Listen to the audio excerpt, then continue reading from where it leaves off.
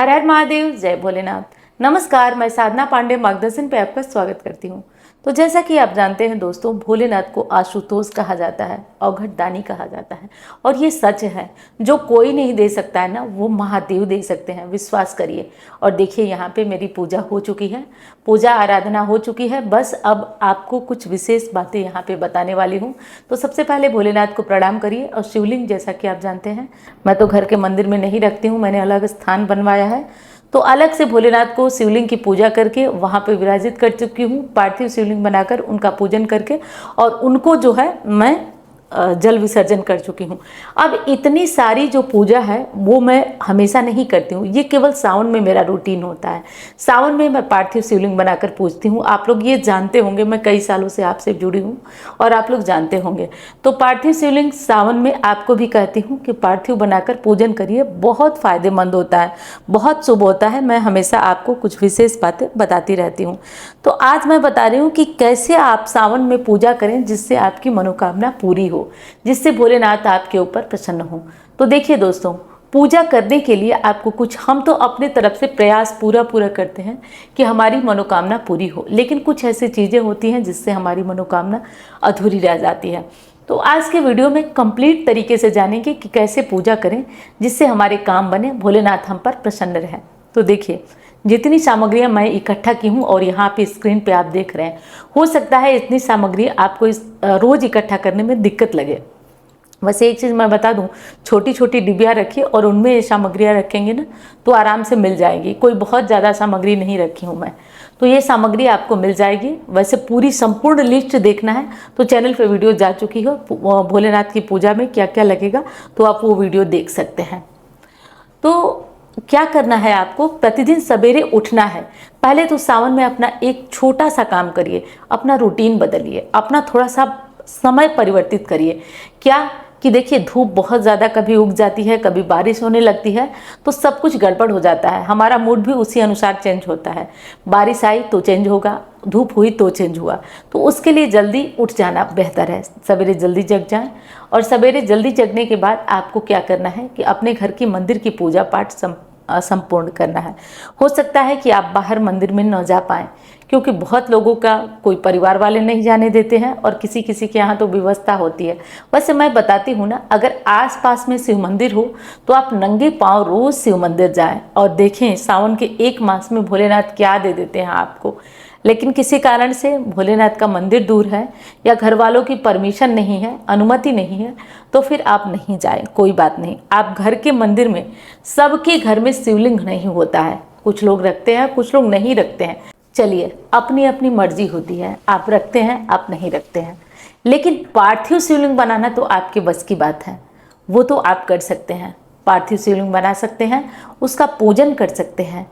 तो कैसे करेंगे आप, एक बात बता दूं आपको, पार्थिव शिवलिंग की विशेषता इतनी है कि पार्थिव शिवलिंग बनाने वाला शिवलिंग के निर्माणकर्ता के बराबर पुण्य फल पा लेता है, और उसका पूजन करने वाला अनन्य गुना अधिक फल पा लेता है। इसलिए आप लोग घर में ही पार्थिव शिवलिंग बनाइए और पार्थिव शिवलिंग बनाकर उसका पूजन करिए। पहले अपने घर की फोटो मूर्ति जो भी रखे हैं, फोटो मूर्ति को चंदन लगाइए, वहाँ धूप दिखाइए, वहाँ दीपक जलाइए, वहाँ भोग लगाइए, और फिर एक छोटा सा शिवलिंग बनाइए। छोटा सा शिवलिंग बनाइए, बना करके उनका विधिवत पूजन करिए। और पूजन करने के बाद एक गमला रख लीजिए, एक गमला रख लीजिए, पानी से भर करके उसमें गंगा जल पहले से डालिए, और उसी में जो आपका पार्थिव शिवलिंग हो उसको विसर्जित कर दीजिए। फिर थोड़ी देर में आप देखेंगे, आधे घंटे 20 मिनट के बाद आपके गमले की मिट्टी गल गई होगी, मतलब जो आपने पानी से भर करके डाला था वो। अब इसको क्या करें, किसी पौधे में डाल दें। घर में हमारे सबके गमले होते ही हैं, तो तुलसी जी के गमले को छोड़कर बाकी जो भी गमला हमारे घर में हो, पौधे उसमें हो, उसमें ये मिट्टी डाल दें। और ऐसे करके आप 1 महीने का सावन आराम से पूजा कर सकते हैं और आपकी मनोकामना भी पूरी हो जाएगी। और मनोकामना पूरी होने के लिए एक काम आप कर सकते हैं दोस्तों, शिव पुराण का पाठ। तो सावन शुरू हो रहा है, आप सावन में शिव पुराण का पाठ करिए। शिव पुराण का पाठ प्रतिदिन थोड़ा थोड़ा कर कर 1 माह में ख़त्म करिए, या नहीं 1 माह में ख़त्म हो रहा है तो आप प्रतिदिन सावन में थोड़ा थोड़ा पाठ करिए शिव पुराण का। इससे भी आपके काम बनते हैं, आपकी मनोकामनाएं पूरी होती हैं। तो मैं उम्मीद करती हूँ कि वीडियो आपको पसंद आई होगी। वीडियो पसंद आए तो लाइक करिए, चैनल को आपने सब्सक्राइब नहीं किया तो ज़रूर कर लीजिए, इससे मेरा भी हौसला वर्धन होता रहेगा। मैं मिलती हूँ अन्य वीडियो में।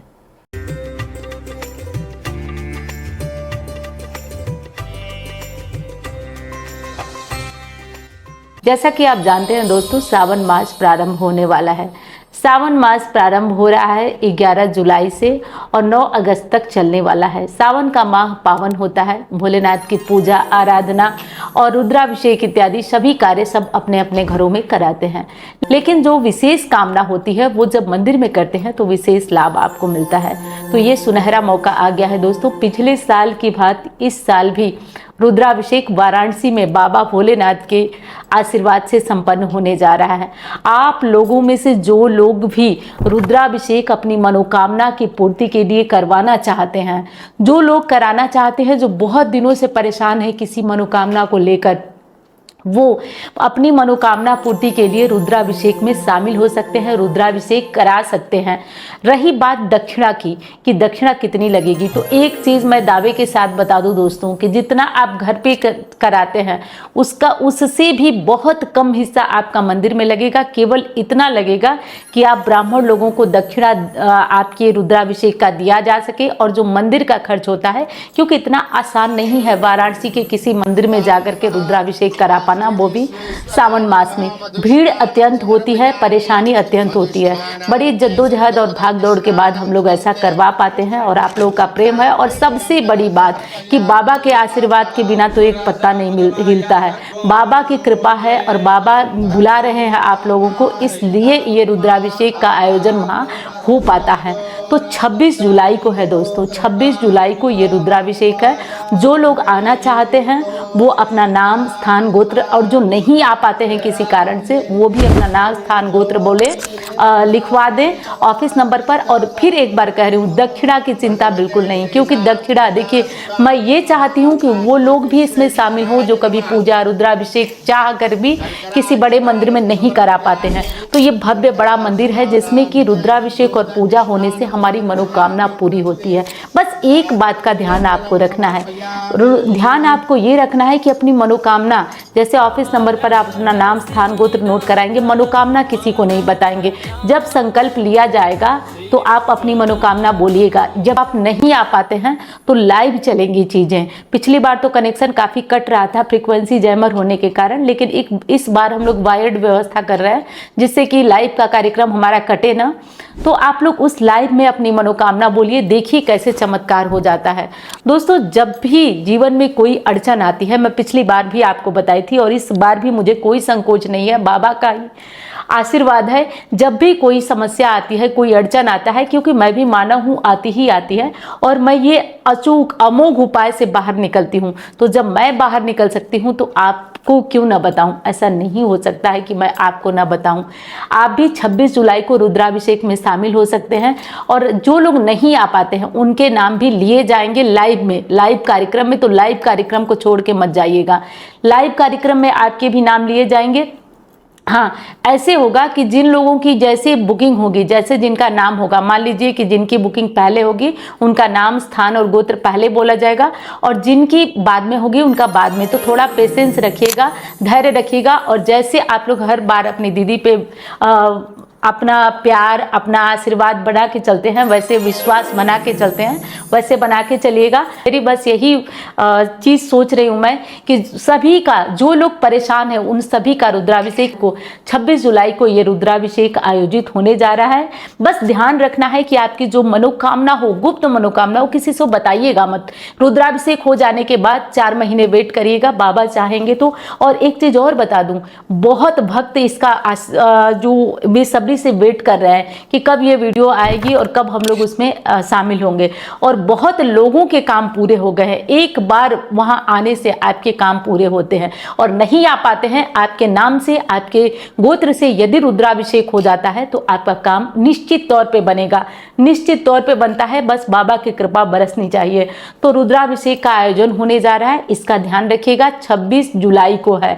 इस बार बाबा के आशीर्वाद से और आप लोगों के प्यार से मैं आप लोगों के जलपान के लिए भी छोटी सी एक व्यवस्था रख रही हूँ। और आप लोग मेरी बातों से समझ सकते हैं कि मैं कितनी प्रसन्न हूँ कि आप लोग जो मुझे जीरो से लेकर यहाँ तक का सफर तय कराए हैं, उनके स्वागत का मुझे मौका मिल रहा है, आपके स्वागत का मौका मिल रहा है वाराणसी में। तो मैं बहुत प्रसन्न हूँ, उत्साहित हूँ। और देखिए, कोई कुछ कहे, चेहरा आपको बता ही देता है, तो चेहरा बता सकता है आपको कि मैं कितनी प्रसन्न हूँ और आपका इंतजार करूंगी, आपका स्वागत करूंगी।